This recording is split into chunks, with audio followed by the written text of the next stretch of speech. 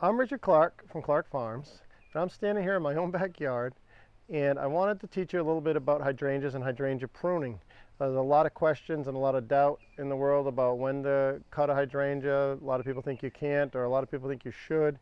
So I just wanted to kind of lay all these stories to rest and give you an idea of exactly what you ought to do. I think the first thing that you need to understand about a hydrangea is that many hydrangeas produce their flowers on what they call old wood, or the wood that grew last year, not this year. So those flowers are created like September of last summer, late last summer, early fall, and those blossoms that are embedded in these stems need to survive the winter, and they need to survive the spring in order to get to a point where they're going to bloom.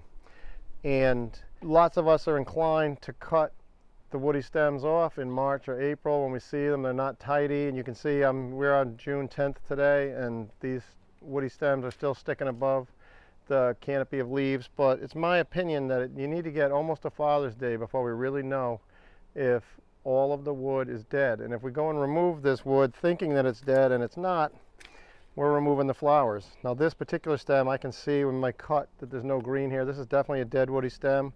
This year I think things are a little earlier than they ordinarily would be, but I would say now it's safe to go ahead and cut off all our woody stems and clean up our hydrangeas. So I'm also seeing a few flowers that I could have removed earlier in the year, these old spent blossoms from last year, but I haven't had time. And so I'm go ahead and remove those. And this is exactly how we're supposed to do it. You can see that this particular branch actually has leafy growth, and that I did get into some wood that probably would still put out new foliage and new blossoms. So if we see green wood, we want to kind of stop the cut. But as long as we're seeing dry and dead, we're just going to keep cutting away until we get this plant completely cleaned up. Now there are other types of hydrangeas, and this particular hydrangea is one of those types. This is the original Endless Summer hydrangea. It's been around for quite a long time now. But Endless Summer is a hydrangea that makes flowers on new wood and old wood. So in addition to making them last September, which it did, it also continues to make new blossoms on the growth that came this year.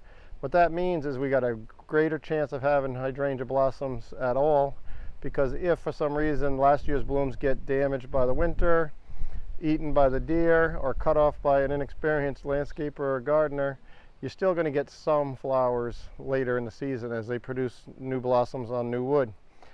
But if you can retain the old wood and the new wood, we're going to have that many more blossoms. So the better that we can do this, the better off we're going to be. It's also noteworthy to say you don't necessarily have to prune a hydrangea at all. A lot of people think that we have to cut, and they get confused about when to cut.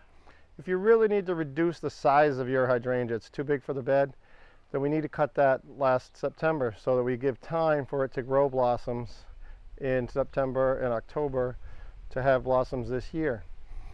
If you don't need to reduce the size of it, as I don't, I just leave it alone and I clean out this dead wood around this time of year, and that's it. It's as simple as that. If you do accidentally cut an old style hydrangea early, we're not going to get flowers. If you accidentally cut a new style hydrangea, the Endless Summer series or a reblooming hydrangea, you're going to get less flowers. And that's all there is to it.